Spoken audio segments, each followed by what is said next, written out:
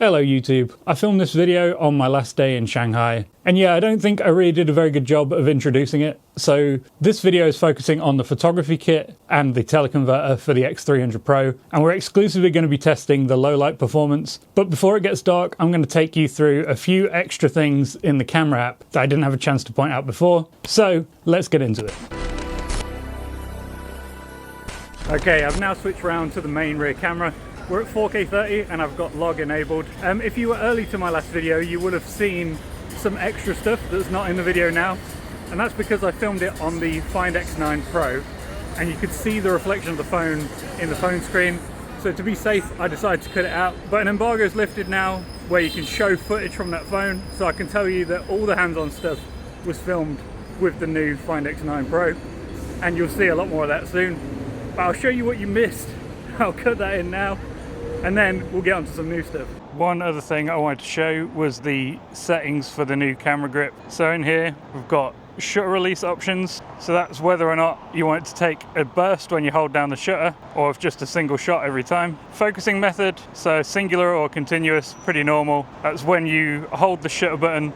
Do you want it to stay locked onto the subject or continue focusing while the button's held down? So here we've got some options about what happens when you double press the shutter button when the phone's locked. So you can enter photo mode, which I think is what I want, really. But there's also portrait, landscape, snapshot, stage photo, pro photo, or you can open the humanistic street photography mode. You can also just make it immediately shoot a picture, but I don't think I want that one, so I'll leave that off. And the same thing for double tapping the record button. You can have it open video mode, portrait video, stage video, or pro video, and you can make it automatically start recording if you want.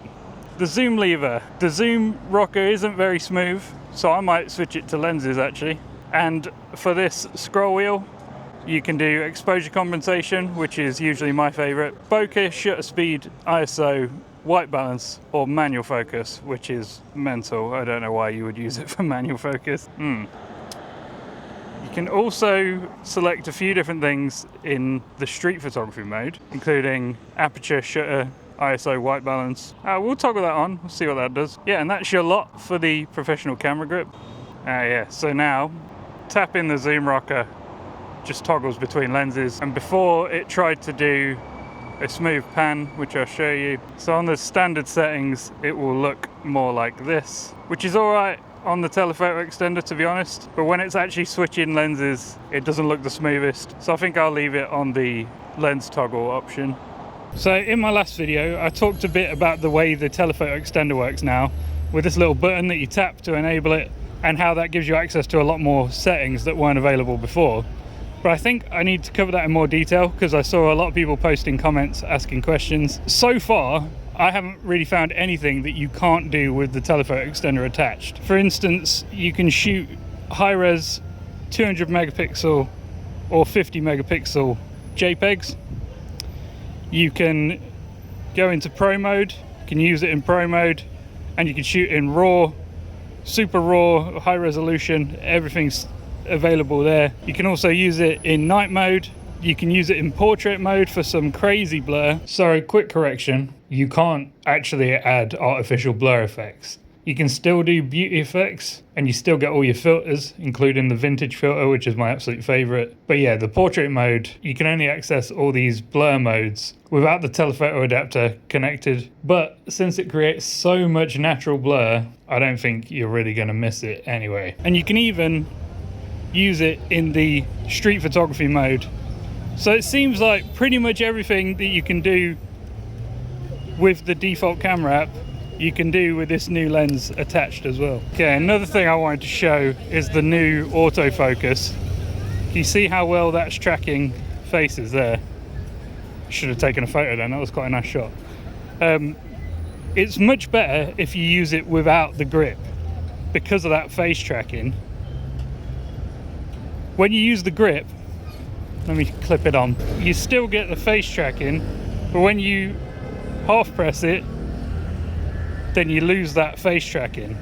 So I found, I do like having the grip attached because it's more comfortable, but I found tapping the screen is much better because then you get the face track shot, which is going to be much more accurate. Okay, just a quick thing I want to point out with this filter thread adapter. As I pointed out in the last video, it's a completely different size to the last one. And on closer inspection, I don't know if you can read that text there, but it's now a 62mm filter thread rather than a 67mm filter thread.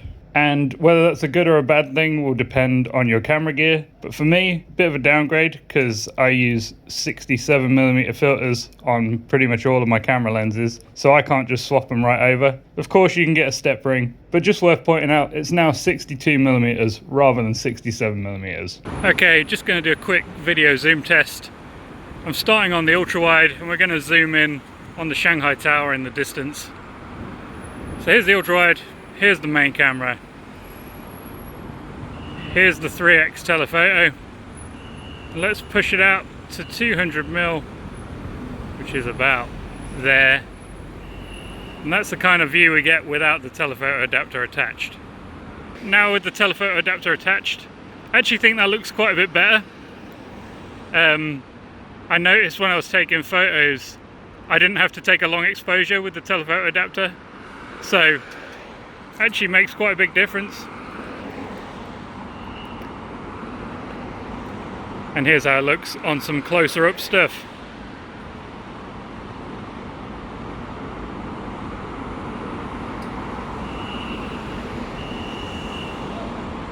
And here's an equivalent shot at 200mm with no telephoto adapter attached. It's hard to see on the phone screen whether it's looking better or not. Hopefully the telephoto adapter makes it a bit less noisy, but we'll see when I get it back on the computer.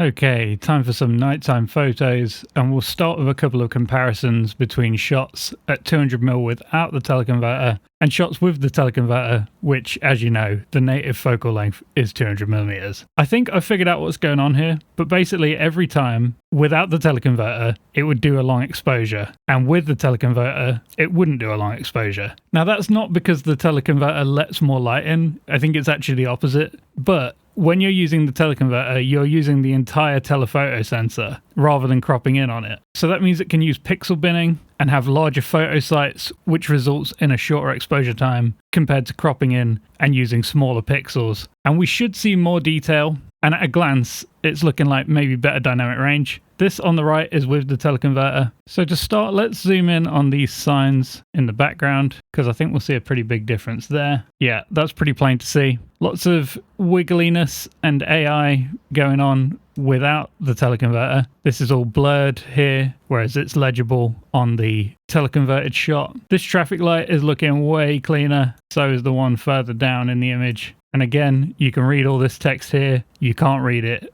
on the 200mm shot without the teleconverter. Sure, we'll see the same thing with these people. Yeah, like you can make out this guy's face. It's still, I mean, it's not great zooming in that far, but it's a massive improvement.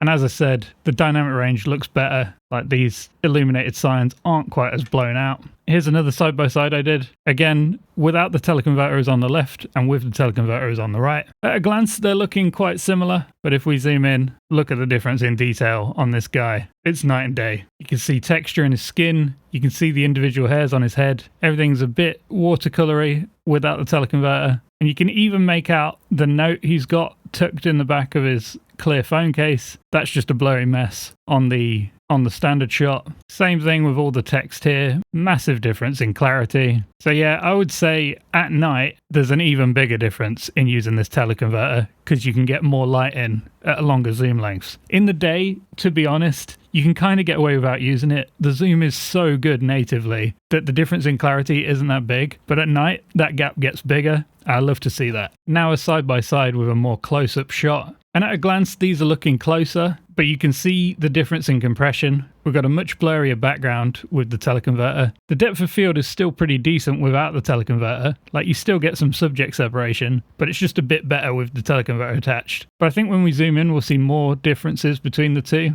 Look at the difference in the dirt on this screen on the scooter. That's pretty huge. That's all pixelated mess without the teleconverter. Same thing with this number plate mud flap thing on the back. You can see all the tiny details in the dirt and texture, whereas it's just a bit blotchy without the teleconverter. It ain't bad, but it's just better with it, you know? So yeah, you get the idea. It makes a pretty big difference. I took quite a few photos at this night market, and the new face detection autofocus, which is like lightning quick, it's like milliseconds, really helped. Like I said earlier in the video, definitely easier tapping the screen than using the shutter button. But when you do, you get mad shots like this. People are moving around. These are all candid shots. Love the compression. Nice out of focus foreground and background, but this guy's tack sharp in the middle. I believe this one has the vintage filter applied in portrait mode. By the way, you can't access that outside of portrait mode. You can't just apply the vintage filter. You need to be in portrait mode. And it's my favorite filter, so I'm stoked that portrait mode is available with the teleconverter. You get these lovely colors. Now, same guy with a different angle. Just so much depth to the shot. Great colors. Focus is pretty much spot on. Might be a tiny bit of motion blur on this one, but yeah, very happy with these shots. Now a close-up detail shot of these meat skewers they're serving up. I just love the bokeh on this one. Again, this is with the vintage filter, which is well, we've got these nice blue tones in the shadows and slightly warmer highlights. But yeah, you could definitely use this phone for like product photography and stuff like that. You do have to get a bit further back, but if you can, if you've got enough space, you can completely blow out the background and get epic shots like this one. I love the steam we've got in the foreground on this one. Very atmospheric effect. Pretty good detail on everything. This is another one I'm really happy with. Like, with the setup like this, I could definitely leave my compact camera at home, I think. This is enough for me. And I think a lot of people will feel the same way, especially with the video capabilities, which you've already seen. I was really pleased with this shot as well. Again, it's the steam that makes it, but just brilliant textures, great mood to the shot. Love how we got all the detail of like the grime on this sign, all the textures of these wooden steam things. And when a subject steps into our frame, the autofocus just snaps on real quick. And then we've got a nice candid street portrait. This was a pretty nice opportunity. There was some girls wearing traditional clothing taking photos with a photographer. The photographer had flashes and lights and stuff like that. I didn't, so pretty dark conditions for me. I just snapped it over their shoulder, stole a photo.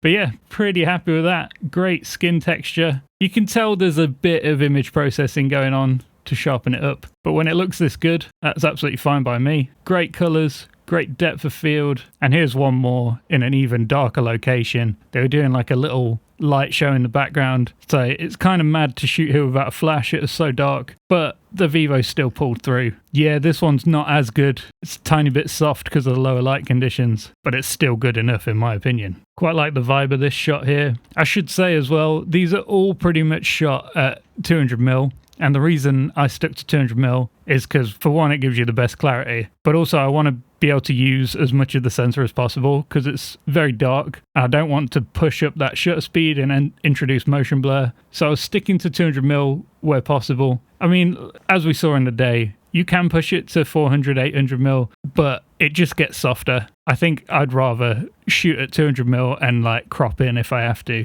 because as you've seen, I've been zooming in throughout this whole video, and you can zoom in a bit while keeping plenty of detail. This one's taken in like a worst case scenario, super backlit, incredibly dark. And yeah, it's not looking as good as the shots where we had better lighting, but there's barely any motion blur at all that I can see. Still a perfectly usable shot when the conditions get tough. This photo I wanted to highlight, not because it's particularly good or anything, just kind of an interesting one. I was panning along with this family on a bike, and in the preview it was all super blurry because I was, whip panning in the dark, but somehow the processing kicked in and like gave us a pretty usable shot, which just kind of amazed me. Most of the shots I took where I tried to do that, I got something more like this. And you know what? To be honest, kind of a vibe. I like this shot. Like I would post this. I quite like it. But that's more what you expect. There's only so much light you can get into one of these relatively small sensors. So there is going to be motion blur if you're whip panning at 200mm. But occasionally it will just completely clean up the shot. Either way, pretty happy with the results. No matter what, I like this shot. I think I'll finish with this one. Another pretty challenging shot. Heavy backlighting, really dark location. And there is motion blur in this one. You can see this guy's blurry because his face is moving. I love the rim lighting on this girl. And yeah, anything static is like sharp as a tack. So it all depends on how steady you can keep your hands and how steady you can keep your subject. But you can shoot in some pretty dark conditions with this lens. Okay, I think that's about it for this one. I hope you found it useful. Honestly, the teleconverter exceeded my expectations, and my expectations were already sky high. Really, really pleased with what Vivo has done. And of course, I know you want to see the other aspects of this phone, and you will. I'm just short on time. I don't do this as a full-time job. I've also written articles, which I'll link down below if you want to see some more samples from this phone. But I'll have some more YouTube content coming very soon. Gonna do a comparison. Maybe with the Oppo, maybe with something else. So yeah, if you want to see that, make sure you're subscribed, and I will catch you in the next one. Toodles.